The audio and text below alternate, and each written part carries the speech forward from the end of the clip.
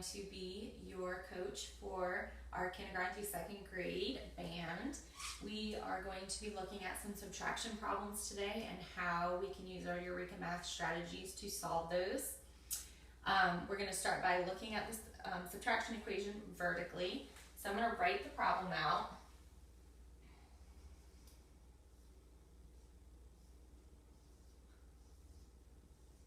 Okay, let's read this equation together. We have 31 minus 18. We're going to be using a model today called the chip model. So when we use the chip model, we need a place value chart. So I'm going to draw that out.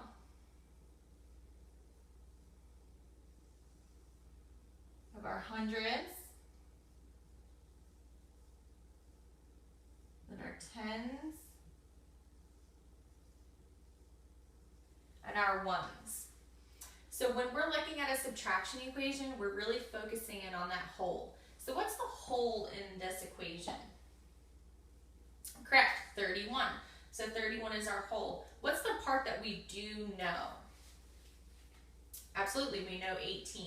So what are we looking to find when we solve this equation? Right, we're looking to find the missing part, the part that we don't know right now. So when we are looking at these problems, we can use dots or chips to solve this subtraction equation. Now, something that the kids would do before getting to this point of using dots or chips on a paper or a whiteboard would be using actual place value discs. So hands-on manipulatives, we saw those earlier where they would actually make the numbers. Now we're focusing on putting it onto paper. So, like a detective, we need to find out if there's a need to unbundle or decompose a 10 in this equation. So I'm going to draw my imaginary detective glass, my magnifying glass, off my number, on my whole. Remember, that's the number we want to focus on. So looking at 31, I want to create that number on my place value chart. So how many tens are in 31? 3 tens, it makes 30. So 1, 2, 3. Then I have how many ones? Just 1. So I add that also. So now my place value chart shows 3 tens and 1 1, which would be 31, just like my equation over here. Let's see. So next what we need to do is look at that smallest place value in our equation. Do we need to decompose? So when we're looking at 1 minus 8, we would have to cross 8 of them out, and there's only 1 in our place value column for the ones. So we do need to decompose for this problem. How we're going to do that is cross out one of your tens and draw an arrow over. We're going to bring all 10 of them to the ones column.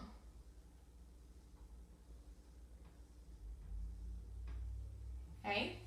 So what we do on our chip model, we also want to do to our vertical equation. So I'm going to do the same thing. I'm going to come over to my tens. I crossed it out, so I took a 10 away, leaving only, that's right, 2 tens left. Same thing with the ones. We brought more ones over, so we had 10 ones and the 1 that was there before. So now we have a total of 11 ones. Excellent. So now we're ready. We set up this equation. We have decomposed that 10 and we're ready to solve it. So now looking at our equation again, we're taking away or subtracting 8 ones. So we can show that by actually crossing them out. So we're going to cross out 8. 1, 2, 3, 4, 5, 6, 7, 8. And the order or placement of where the students cross them out, it really is up to them. I like to keep mine all together and teach my students to cross them out all together so that you can see which ones are not crossed out, which ones you have left. So I try to teach them to cross them out in a row or in a line, keep them nearby.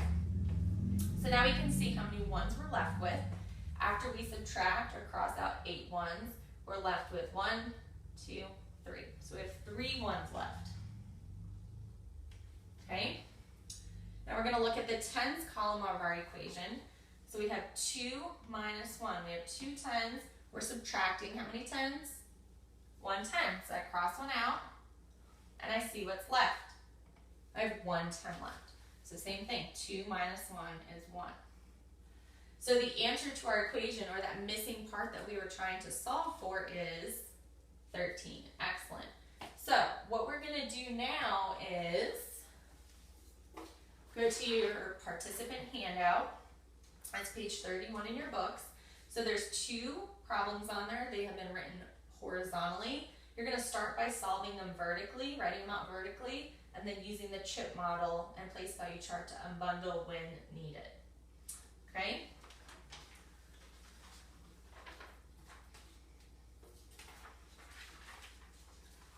Okay, we're going to go over the 2 problems that you worked on. So I need to erase and set up my new equations. Let's see. So our first equation you looked at was 46 minus 24. So 46 minus 24. And we set up our place value chart. My hand keeps catching it. Let's see. So again, your hundreds, tens, and ones. Okay, so what did you put in your tens column and your ones column for your place value chart? Good, 4 tens and 6 ones, because you're representing the whole of the problem, which is 46.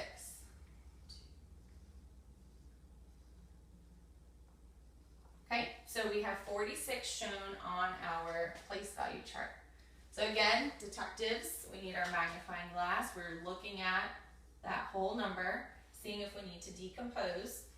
So here we are, we're subtracting 24 from it. We're looking at that smallest place value first, which is going to be 6 minus 4. Do we need to decompose? Did you decompose in this problem? No, because you have enough. You have 6, you can easily cross out 4 without decomposing. 1, 2, 3, 4. So you're left with 2 ones. And then looking at your tens, please. 4 minus 2, so you're subtracting 2 of these, which you can do. So take 2 away, and you're left with 2. So the answer to this problem would be 46 minus 24 is 22. We didn't need to decompose because our number's on the top. We had enough to subtract from. Any questions on how that problem was solved? Okay, let's look at your last problem. Let's see.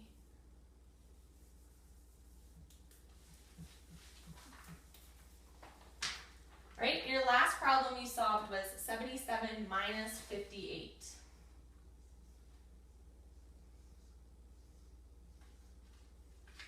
Okay. So again, we're always focusing on the whole. So the whole in this equation was which number, 77 or 58? 77, so that's the one that we're showing on our place value chart. Okay, so 77, we have 7 tens,